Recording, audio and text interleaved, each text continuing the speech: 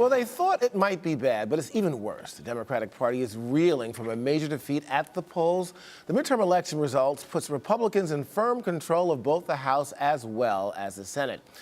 President Barack Obama is trying to make the best of it. Amid talk of compromise, he invited leaders from Capitol Hill to the White House on Friday for a lunch meeting. But any spirit of compromise could be short-lived, especially if the president takes executive action on issues like immigration. President, that if he acts unilaterally on his own, outside of his authority, he will poison the well, and there will be no chance for immigration reform moving in this Congress. It's as simple as that. Well, for more on this, we are joined by Andre Richardson. He's a political campaign consultant and principal at Paragon Strategies.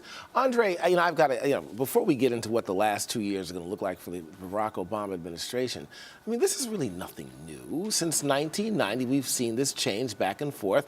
George H.W. Bush got hammered, as well as Clinton. Only actually W survived. But this is really a cyclical thing that takes place in Washington almost during every midterm election. Wouldn't you agree? Yes, that's exactly right. And like you said, we can even go back a little further to Ronald Reagan. Whatever party seems to be in control of the White House, the opposite party in Congress and in the Senate tend to win the midterm elections. As a matter of fact, Reagan got hammered twice. He got hammered in both terms, but he also came back to survive it. Only President Bush really is the only one that didn't come back to survive it. So let's fast forward now to what this means. President Barack Obama has 2 years in. There's talk of compromise here. Do you think there will be much compromise with President Bush double downing on his pledge to do executive action? Well, I think what needs to happen, first and foremost, Democrat and on the Republican side, they need to raise their collective consciousness. And what I mean by that is the immigration reform bill is something that passed in June of 2000. The bipartisan immigration reform bill, let me clarify that, passed in June 2013. Right. So the president has been left with no choice but to implement his executive action. So this is kind of where we're at right now. I know Mitch McConnell and John Boehner have said he's going to poison the well, but the fact of the matter is they've been sitting on this bill for a year. He's been waiting for them to act, and there's dreamers and a bunch of undocumented folks that are waiting for this to happen. Sure. I want to play the devil's advocate here for a minute, if I may, because the Republicans are charging. I was talking to one of my conservative friends last night that the House has passed, 337 bills, but Harry Reid has been sitting on those, and of course that has caused as much inaction on Capitol Hill as anything else. Can you elaborate on that at all? Well, I would just say that there's actually about 600 bills in Congress right now that John Boehner will not bring to the floor for a vote. So I guess it depends on who you ask. And we could take it a step further with Obamacare.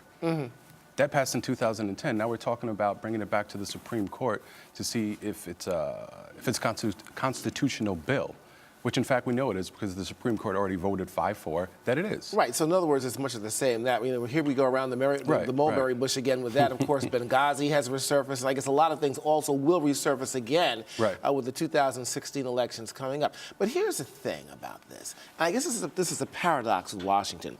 There are so many folks that think Barack Obama is a pariah. Some are saying he's the worst president ever. But I'm looking at this list here. Stock market is up. Okay, gas prices are down. Okay, housing starts are up right now. Mortgage prices are all-time low. We're out of primarily Iraq and Afghanistan.